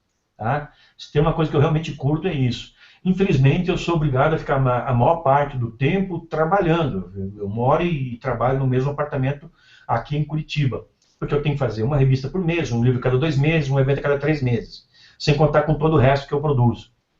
Mas, pelo menos uma vez por ano, e quando der 2, eu fujo para a Amazônia. Fujo para a Amazônia, pelo menos uma vez por ano. Vou a Manaus ou vou a Belém? Se eu vou a Belém, então eu vou pesquisar em colares, em toda aquela região ali. Né? Se eu vou a Manaus, eu vou ao arquipélago da Navilhanas, que é 200 quilômetros a oeste de Manaus. Pego um barco, vou para lá, eu fico uma semana lá, enfiado no meio daquele mato. E é um barato. Você vai tomar umas picadas de mosquito, vai tomar sol, vai descascar, essa coisa toda. Mas você vai trazer muito material de pesquisa de alta qualidade e alto valor para apresentar às pessoas. E o ufólogo que curte isso, ele tem essa necessidade de compartilhar esse tipo de informação, de dividir esse tipo de informação. Tá? Isso é uma coisa assim, que eu vejo nos olhos dos ufólogos que fazem esse trabalho. E quando me olho no espelho também, porque eu adoro isso aí. Você sente uma compulsão por dividir isso aí. Tá? Eu queria muito que o Antônio Valer estivesse conosco aqui, porque esse cara tem tanta história para contar, esse cara tem tanta experiência pessoal, original dele, que ele viveu lá na região de Passatempo, ao sul de Belzonte, casos assim realmente espetaculares. Tenta da próxima vez, ver se você consegue que ele participe, tá? Bem, amigos, eu estou na minha hora, eu agradeço muito a oportunidade que vocês me deram de conversar com vocês, quer dizer que estou sempre à disposição. Mando um enorme abraço a todos vocês, agradeço mesmo, e o meu e-mail vocês devem ter, mas se não é editor@ufo.com.br. Pode escrever que eu respondo, e vai ser sempre uma satisfação estar com vocês nesses hangouts. Okay. Sucesso para todos. Obrigado, Javier, por sua presença. Ficou meio difícil de chamar todos para perguntar. Muita gente quer perguntar aqui na bancada ufológica, né? A Miriam chegou agora, né? A Miriam, não sei se ela tem não sei se ela é ufóloga. Não. Foi indicado pelo Frederico, né? Do grupo ufológico Pleiades. Acho que ela queria perguntar para o Javaer, mas ficou muita coisa para trás, Javaer. Não tem problema, ele faz outros hangouts. Vamos fazer outros aí. Tá bom? Isso. Muito obrigado. Sempre que o horário apertado, tem bastante trabalho para fazer aí. O evento do UFOS aí, já falando aí. Vocês que puderem, compareçam a Santos, tá? Compareçam a Santos, vão ser muito bem recebidos lá. Muita alegria. Apresento todos os conferencistas para vocês vão adorar. Ó, João, você tem obrigação de ir, hein? Eu vou sim, eu estou sempre presente. Eu vou sim, com certeza. Obrigado por participar do Hangout. Obrigado. Valeu a todos vocês. Clésio, quem mais está aí? OVNI Free. Ô, Jeff. Márcio. Oi, Arthur. O marido da Valéria queria dar um alô para você também. Oi, deixa eu ver. Da Valéria. Pode falar. Um abraço para você. O Paulo está querendo fazer a última perguntinha. É rápido. Pode ser, Giva? Claro. Peço licença para todo mundo aí. É um prazer estar aqui com vocês todos. Mais um abraço. Aquele pessoal todo aí reunido. E aquele abração. Giva, é o seguinte. É rápido. Se não der para responder agora, vamos deixar no outro módulo. Pode ser? Vamos lá. Pode perguntar. Giva, é o seguinte. Eu estava seguindo aquela última entrevista que você fez com o Coronel Holanda, né? Okay. E toda a sinopse do caso. Muito bem. Sabemos que teve Operação Prato e pós-Prato, ok? Que ele teve as suas experiências em particular. Muito bem. Ele mencionou em seu braço um chip que ele e mais o seu colega também estava implantado em seu braço. Eu vi. Agora eu gostaria de saber o seguinte: se você quiser responder exatamente no seu braço esquerdo. Se você quer responder, muito bem. Como você é muito observador, tem uma parte que ele diz. Então, ele também tem. Só nós dois temos esse implante. Ele até mostrou para você, certo? Parece um plástico, parece que dobra, mas não sai em raio-x. Aí ele disse assim, só que o meu amigo... Exatamente. Isso. Exatamente. Então, ele diz rapidamente, você deve ter observado isso, ele foi primeiro do que eu. Entre parênteses. Você percebeu, você analisou o que ele falou nessa parte? Ele tinha, porque ele foi primeiro que eu. 2 meses depois. Aconteceu aquele... Infelizmente. Exatamente. Ele tinha um amigo que só os dois tinham esse implante. Somente os dois. Olha, o Flávio foi anos antes do Irangê Holanda. Ele faleceu de insuficiência renal, se não me engano. Anos antes. Eu não conheci o Flávio. Já o Irangê Holanda, eu vi e toquei. Eu e o Petit tocamos naquela coisa que ele tinha aqui no antebraço. Era um negocinho embaixo da pele, realmente curiosa. Só que ninguém esperava que ele fosse se suicidar. A gente tinha planos de fazer a extração daquilo e examinar. Mas o cara se suicidou antes. Numa condição assim que causou um trauma na família. Então ele foi enterrado e não dava nem para pensar em exumar o cadáver para tirar aquilo do braço dele. Ficou. Essa daí, infelizmente, ficou. Mas ele poderia ter durado muito mais. Né? Então, o Flávio foi antes porque o Flávio ficou doente, terminal. E o Irangê tirou a sua vida no dia 2 de outubro de 1997. Ele poderia estar entre nós agora, porque ele tinha um preparo físico muito bom, ele era um cara atleta, né? Ele era chefe para SAR, do Busca e Salvamento por Paraquedas na Amazônia. Esse camarada, ele jogava de aviões sobre a Amazônia à noite, de paraquedas, para fazer salvamentos, essas coisas todas. O cara era um bravo, meu, era um destemido, né? Mas, infelizmente, tinha esses traumas assim, do seu passado que causavam a ele muita tristeza e muita depressão. Era um homem muito sozinho. Isso, quando nós fomos entrevistá-lo, eu e o Petit, nós vimos de cara. De cara. E o que aconteceu? A gente, antes de vê-lo como uma testemunha de um fato ufológico, a gente o viu como um amigo. A gente estendeu a ele o amizade. A partir daqueles 2 dias que eu e o Petit passamos na casa dele, eu e o Petit, mais algumas pessoas que colocamos em contato com ele, passamos a ligar sempre, ele ligava sempre. Eu morava em Campo Grande na época, ou ele ligava para mim ou eu ligava para ele, mas era todo dia. E às vezes ele ficava 1 hora e meia conversando no telefone. Ele precisava de amizade, sabe? E o que ele mais podia encontrar em nós são amigos. Nós somos bons amigos, tanto eu quanto o Petit, bons amigos dele. Mas infelizmente nós não pudemos analisar aquele implante. Vai ficar com uma outra. Tá bom, Paulo? Ademar, ok, muito obrigado aí pelo retorno, pela resposta. Foi excelente a entrevista. O Irangê foi muito legal. Foi muito. Você e o Petit aí, nota 10. Valeu. Beijo. Ei, gente. Obrigado. Tchau, Valéria. Beijo aí. Beijo a todos. E abraço para os marmanjos. Até a próxima. Até a próxima aí. Próximo convite do Hangout da Alvini Free. Muito obrigado pela sua presença aí. Obrigadão mesmo. Obrigado, amigo. Um abraço. Tchau. Pessoal, eu vou passar. João. Diga. Tinha muita coisa para ser falado com o Gevaer, né? O tempo dele realmente é muito. Assim, tem muitas atividades, né? Por causa dos eventos, tudo, né? Não, vamos tentar trazê-lo novamente e aí fica a sugestão de trazer ele para poder, de repente, aprofundar mais, trazer ele com um tema específico, né? talvez agroglifos, ou sei lá, caso Varginha, cobertamento ufológico, abduções, trazer ele para. Tem muito tema ali, é verdade, tinha muita coisa para ser falada, eu não consegui passar para todos, né? Os ouvintes do chat mesmo não pude dar atenção, né? Eu peço desculpa aí, realmente é muita gente para mim dar, no caso, falar e apresentar as perguntas, né? Não, e ele se estendeu até mais um pouquinho, né? Que ele falou que podia ficar só até 9 horas. É verdade. Realmente a audiência está boa, né? Eu estou acompanhando aqui, muita informação boa.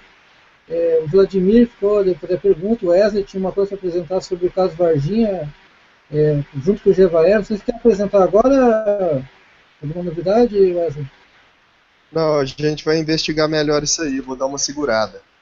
Melhor, eu falei com o Wesley, o Marcelo também. Eu acho melhor segurar, porque eu acho que se a gente divulgar aqui vai atrapalhar a investigação.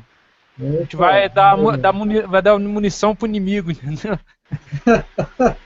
Nossa, mas assim que a gente checar, a gente divulga aqui, com certeza. O objetivo é compartilhar com todo mundo. O que eu quero dizer assim é que realmente esse hangout foi muito bom. Tem gente que, por incrível que pareça, tem pessoas que não conhecem o trabalho do Jevaer e realmente não conhecem a pessoa, às vezes, por causa que não está pesquisando, né, e está procurando isso, são ufólogos iniciantes, né, então ficar sabendo um pouco mais sobre o Jevaer, o que ele faz. Aí só foi uma pequena apresentação, né, pelo tempo é muito curto, né, muito assunto, né, para ser detalhado. Mas realmente o Jevaer apresentou muitos assuntos interessantes ali. Vladimir. Opa! Você realmente ia fazer uma pergunta para ele, mas o que você achou de interessante que o Jevaer falou? Bom, assim, eu vejo que tem muitas coisas que ainda a ufologia, né? A ufologia está se aprimorando, né? Assim, cada vez mais se aprimorando. E assim, a gente que está nessa meta de descoberta, não é? E de investigação, tem muitas informações que precisam, a gente precisa ainda serem apuradas, sabe? Assim, eu estou em busca dessas informações, não vou assim desistir, inclusive até sair a campo. Ele falou, inclusive, aqui a importância, né, de você sair a campo e também fazer essas pesquisas, e também havendo aí fazer pesquisa em campo, conversar com pessoas que tiveram experiências e traçar a história daquele local, né? Aquele local teve algum acontecimento, você pega, sai em pesquisa e traça a história daquele local. Essa é a importância, né, também da ufologia, para quem fala na internet, para quem pesquisa, sair em campo. Então eu vejo que o que ele falou aqui hoje também essa importância de estar saindo em campo. Eu ainda não saí, estou com esse projeto, está saindo a campo também, tá? De estar fazendo essas pesquisas a campo, colhendo informações, colhendo fatos, traçando aí o que aconteceu naquela área. Eu teria algumas perguntas para estar fazendo aqui hoje, mas em uma próxima oportunidade ele vindo aqui também, ou de repente aí ter essa oportunidade também, quem sabe aí o Jevaer está lá no canal lá da qual é o Projeto Espaço Dimensão Estrela, da qual eu também tenho no YouTube, né? Nesse mesmo Mazo. Está fazendo esse convite a ele para também estar indo lá, não é? E ele também está participando aí, eu tenho muitas perguntas para fazer. Eu estou com uma lista de perguntas aqui. Mas aí tem também essa disponibilidade, não é? Aí eu fico aí, só tenho a agradecer por tudo que ele falou aqui, deu para a gente estar aí aprendendo, né? O Jevaer é um professor, eu classifico ele assim, como professor, tá? Eu agradeço aí a participação aqui.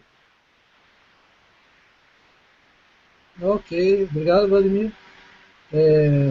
Wesley.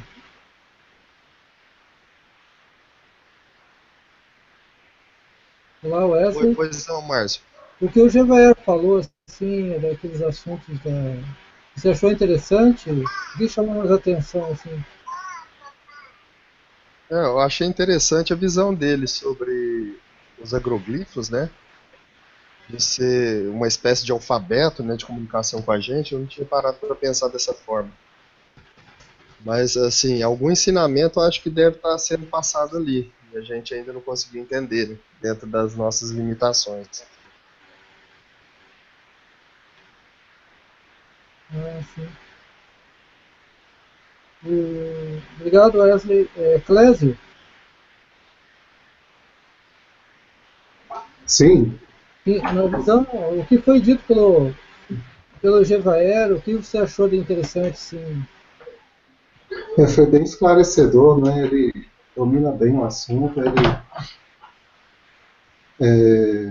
tem contato com as testemunhas, uma coisa que a gente valoriza muito nos nossos canais, os relatos das testemunhas, que muitas vezes são ridicularizados, e achei muito importante isso que ele falou, que cada pessoa tem a sua linguagem, sua forma de descrever o avistamento.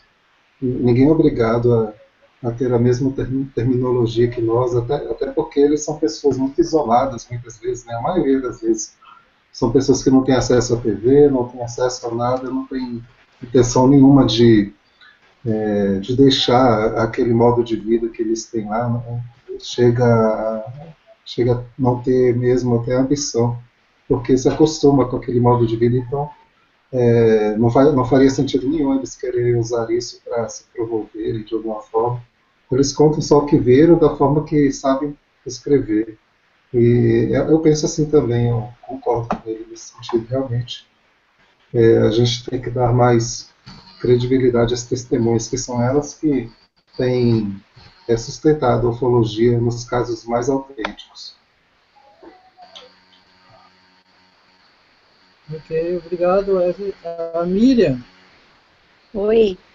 Gostaria de dar alguma opinião sobre o que o Gevaer falou? Você acompanhou um pedaço, né? Chegou agora há pouco, mas se quiser falar, pode falar. O que eu tenho para falar é uma coisa assim bem séria mesmo. Pode ser que tenha pessoas que não vão acreditar, mas foi um caso real. Em 2008 eu comprei um notebook, eu não tinha computador ainda, tá?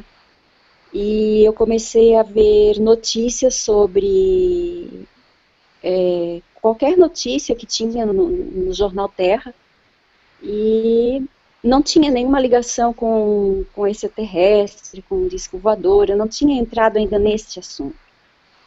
E porque, na verdade, eu sou evangélica, então eu não tinha nenhum contato com ligação à ufologia, né, e nem interesse também.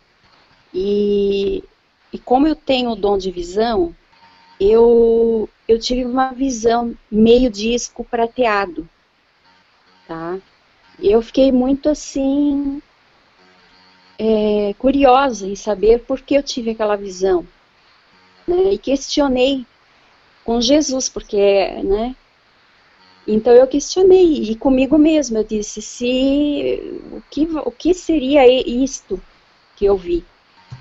E eu disse, eu quero uma prova, se isso é alguma coisa real, não é uma fantasia, não é um sonho, não é, né, porque eu conheço as minhas visões. E logo depois, em seguida, depois de uma semana, em 2008, houve o primeiro caso ufológico de agroglifos em Ipuaçu, aqui em Santa Catarina. Eu fui a única, pelo menos que eu sei, que fui avisada que eles estariam iniciando um trabalho, né, de agroglifos em Santa Catarina. Eu fui pelo menos eu não vi nenhum ufólogo, nenhum espiritualista, nenhuma pessoa interessada em ufologia, em ser avisado antes deles virem fazer o desenho ali em Ipuaçu. Eu fui a única pessoa que fui avisada, sem ter nenhuma ligação antes com ufologia, com leituras sobre extraterrestres, nada, né? Então eu acho assim bem interessante, se não por ser diferente, a ligação não é exclusiva na ufologia, né? Eu passei a me ligar à ufologia após eu ver no jornal Terra, no Facebook, né, no jornal, que tinha esse agroglifo em 2008, desenhado ali. E aí eu vi o Ademar, o Geva, né, lá investigando, e eu disse, nossa, eu fui a pessoa avisada que eles viriam há uma semana antes, né? Então eu acho assim muito interessante isso aí que aconteceu. E depois dali, então, agora eu já tive muitas coisas. Eu já fotografei disco voador, eu já descobri que aqui na minha cidade tem um portal, eu já fui visitada, eu sou contatada. Aí já desenrolou, sabe, um mundo de mistérios ufológicos na minha vida pessoal, né? Mas tô aí, né? Assim, sempre tem alguma coisa que acontece, mas então é isso que eu queria falar. Legal, obrigado, Mídia, por seu relato aí. Você falou que você é evangélica? Eu sou, há 25 anos. Ah, tá. É legal saber, nessa visão que você teve, né? Porque não tinha nada a ver com a minha vida. Então entende? As coisas, elas são assim, né? Eu não estou misturando nada. Não, sim, não, é bom saber. É bom o seu relato, gostei muito, obrigado por você ter falado aí. Muito importante isso para nós, viu? Obrigado mesmo. Tá bom. Valéria, eu vou encerrar o Hangout. A Valéria, e para a Valéria dar sua opinião sobre a apresentação do Jevaer. E o João, daí eu vou encerrar o Hangout. É tão bom conversar com o Jevaer, porque quando você está nesses eventos dele, chega a ser impossível chegar perto dele para conversar, de tão rodeado que ele é. E, nossa, a gente ficaria aqui meses e meses falando com ele, né? Porque o conhecimento que ele tem é imenso. Então é sempre muito bom tê-lo aqui conosco. E a gente tem o privilégio, como eu falei no começo, de sentar e conversar com ele, né? Sem interrupção, né? Sem pessoas rodeando ele, querendo atenção. Foi ótimo. Mas a gente quer bis. Viu, Geva? Se você assistir depois, ouça bem o que eu estou falando. Eu vou querer você e o Petit aqui também, tá? Foi muito bom. Eu tenho que agradecer a você sempre pela oportunidade de estar aqui com vocês e aprendendo. Sempre aprendendo mais e mais. Ok. Obrigado pela sua presença. Antes que eu queria voltar aqui, família. Você tem um canal em casa, na Chapada Diamantina, Miriam? Como? Você mora na Chapada Você pode repetir? Você mora na Chapada Diamantina? Eu? Não, eu moro em Santa Catarina. Não, desculpa. Tá bom, então. Obrigado. Não entendi o que o Federico falou ali, mas... Não, é Santa Catarina. Tá ok. Obrigado. João, para encerrar? Boa noite. Queria agradecer ao Jevaer que aceitou o convite. O Marzo sabe, a gente convida vários ufólogos e muitas vezes não... por diversas razões não podem participar, né? E a gente tem tentado trazer pessoas interessantes aqui. Nós estamos abertos a todas as opiniões, todas as correntes, né, dentro da ufologia. E a gente vai tentar trazer, não estou garantindo, já estou entrando em contato, o Luiz Ricardo Gedó, não é isso? Luiz Ricardo Gedó, para semana que vem.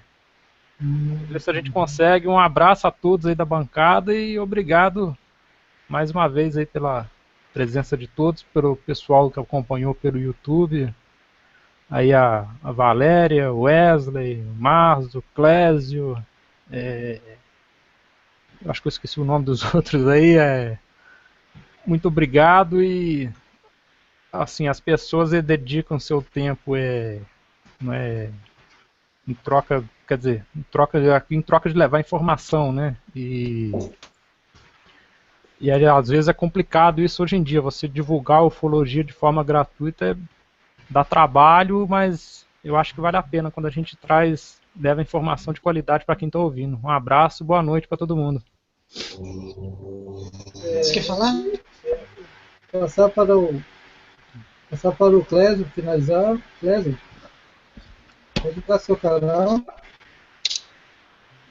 Obrigado a todos aí pelo convite, pela participação também. Eu gostaria de pedir a vocês para que visitem o meu canal. Eu falo sempre de ufologia e vamos lá.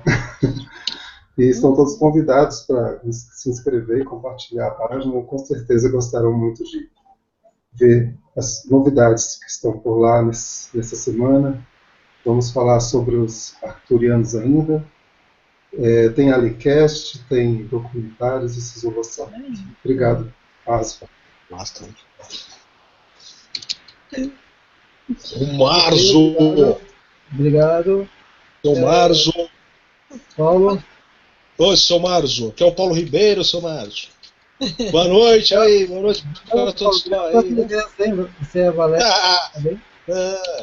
É que eu chego muito tarde aqui, mano, entendeu? Não dá pra pegar o pessoal aí, mas eu desejo boa noite pra todo mundo aí também, viu? Pô, eu quero pegar no começo, né, essa rodada aí, né? Entendeu? Vou ficar nessa mesa aí legal aí. Giva Erd é uma enciclopédia aí, como a gente sabe. Muito legal pra conversar com ele. Pô, se fizer um churrasco, então vai semana toda, né, meu? Cerveja, churrasco e ufologia e OVNI e vai alienígena embora. Viu? Tem até convite de alienígena aí. Não é, Marcelo? Mas ó, é um prazer muito grande, eu quero participar mais tempo aí com vocês aí, tá? É uma delícia ficar aqui, né, para distribuir mais conhecimento, aquela coisa toda, viu? Mas deixa um abraço para você, Marco, viu? Obrigado. Muito legal conversar com você, te ouvir aí, né? O Lux fala, o locutor, né? Vox Populi, né? Da nossa rodada aqui, do OVNI Free. Obrigado, ó. Um abraço para vocês todos aí, valeu. Um abraço também, obrigado pela presença. Vladimir, considerações finais? Eu quero aqui estar agradecendo aqui, aqui na sala que tem pessoas aqui, que eu vejo pessoas que realmente querem saber mais do assunto, pessoas que estão em busca de conhecimento, e a gente nunca sabe tudo, sempre está aprendendo, e essa é a humildade que todos têm aqui, isso que é interessante, né? Nos faz a gente querer cada vez mais nunca desistir. Nunca parar de se aprofundar nesse assunto de ufologia. Agradeço aqui a todos e vamos seguir à frente, porque tenho certeza que as coisas estão caminhando realmente para as demais pessoas aceitarem mais o assunto ufologia. Agradeço aí, o Márcio. Ok, obrigado. Wesley, do site Blog ETs, etc. Bom, Márcio, é um prazer ter participado novamente. Obrigado pelo convite. E eu sinto aí se eu atrapalhei alguém fazer pergunta, acho que eu falei muito, fiz pergunta demais, me empolguei, mas é uma pena que o Gevaer aí não pôde ficar pelo menos umas 2 horas ou 3 com a gente aí, né? A gente tinha muita pergunta para fazer para ele. Mas foi ótima a participação, quem sabe a gente não traz ele novamente aí, né? O Marco Petit também seria uma boa trazer ele aí nesse hangout nosso. O Petit, eu tô esperando, eu vou ver se eu com alguém fazer uma ponte para chamar ele também. Eu conheço o Marco Petit pessoalmente nos fóruns aqui de Curitiba, né? Pois é. Vai ser muito legal se a gente conseguir. Foi um prazer aí, espero estar presente aí no próximo. Um abraço para todos. Um abraço, obrigado. Quem chegou agora e realmente não pode participar, mas vai deixar um recado aí, é o Gabriel, da Rede Cule. Opa! Ele está fazendo um grande evento em São Paulo de ufologia. Um grande evento mesmo, e eu pedi para ele falar aí sobre o evento, né? Tá me escutando, Márcio? Meu microfone está funcionando? Perfeito. Tá. Bom, eu entrei só para me despedir mesmo, eu cheguei correndo agora, fiquei no trânsito aqui em Florianópolis, para a minha cidade aqui. Infelizmente não pude participar, mas é isso, Márcio. Realmente teremos agora dia 9 de julho, sábado agora, às 9 da manhã, Congresso Nacional do Conhecimento Universal Livre. Ufologia, Teoria da Conspiração, Mistérios Universais, informação para despertar. Quem vai estar lá? Vai estar o Joseph Prado, ufólogo renomado, assim como o Edson Boaventura. O Edson Boaventura vai estar o Chico Penteado, contatado e pesquisador de ufologia, o Chico Penteado, muito bacana. Vai estar a Simone Vieira, vai estar o Sérgio Monor, virtual desde a Espanha. Vai estar eu, lá também palestrando sobre a história oculta do mundo e a consciência cósmica. É entrada franca, imperdível. Vai estar muitas pessoas também, pessoal do canais de mistério, de ufologia, do YouTube, vai estar o Dr. Mistério, vai estar o Christian, vai estar a Cris, falou para mim que ia ir a Cris e a Kátia, do TV Enigmas, vai estar o Batista, do canal do Batista, vai estar muitas pessoas no meio lá. Onde é que fica, Gabriel? Fica a 2 quadras do Templo de Salomão. Tá? O endereço certinho para ver é fácil. É só falar comigo no Facebook, Gabriel Velde, que eu passo o endereço. Ou você acesse o blog, www.cule2016sp.blogspot.com.br. Faça a sua inscrição. Entrada franca, gente. Não é todo dia que tem em São Paulo um congresso de alto nível com entrada franca. Aproveite. Muito obrigado, Márcio. E a todos. Qual estado, Gabriel? Zona Leste? São Paulo. Ai, que legal. São Paulo. Você é de São Paulo? Vocês são de São Paulo? Não, somos de São Paulo. É perto da igreja. Espero vocês lá, Valéria. Ai, que legal. Vai ser sábado agora. Vai ser sábado agora, começa às 9 da manhã. Valéria, vou fazer o seguinte, eu falo contigo no Facebook, eu passo certinho o endereço para vocês. Começa às 9 da manhã, vai até às 21 horas da noite. Vai ser maravilhoso, vai estar todo mundo lá. Ah, isso aí tá? não Eu falo contigo, Valéria. Tá ok. Legal. Salomão. A Valéria vai participar com o marido dela, né, o Paulo, vai... Já é um sucesso, viu? Acho que já está sendo um sucesso aí esse evento. Quero agradecer então aí a todos que participaram do canal OVNI Free hoje, com a entrevista ao Gevaer. Eu passo as palavras do João aqui, o canal é aberto, todos são bem-vindos aqui ao canal, né? Todos os ufólogos aí sempre serão bem-vindos e trazendo informações, né, a todos para realmente acrescentar aí na ufologia brasileira e como foi de pesquisa, né, muitas informações. Tem ufólogos novos, ufólogos antigos, né, que talvez tem coisas novas que apresentam nos hangouts, né, do OVNI Free, que sejam um apoio aí a todos, né, e realmente o hangout foi muito bom, eu gostei também. E então, encerrando mais esse trabalho do OVNI Free, agradeço, eu peço que quem está acompanhando o canal sempre compartilhe aí, né, sempre divulgue, para que chegue a mais pessoas essas informações. A gente faz uma ufologia, né, a gente faz o que gosta, e realmente quando a gente faz o que gosta, passa muito rápido, né, realmente o tempo é curto para fazer e abordar tantos assuntos ufológicos, e é isso aí, né, realmente foi muito bom a presença do Gevaer aí, falando um pouco do trabalho dele. Então, encerrando essa transmissão hoje aí, marcado encontro a próxima terça-feira, o canal OVNI Free aí, tratando de ufologia aí, para vocês, levando bastante informação. Obrigado aí pela audiência, ao chat aí, agradeço a todos que participaram, e até a próxima transmissão do canal OVNI Free.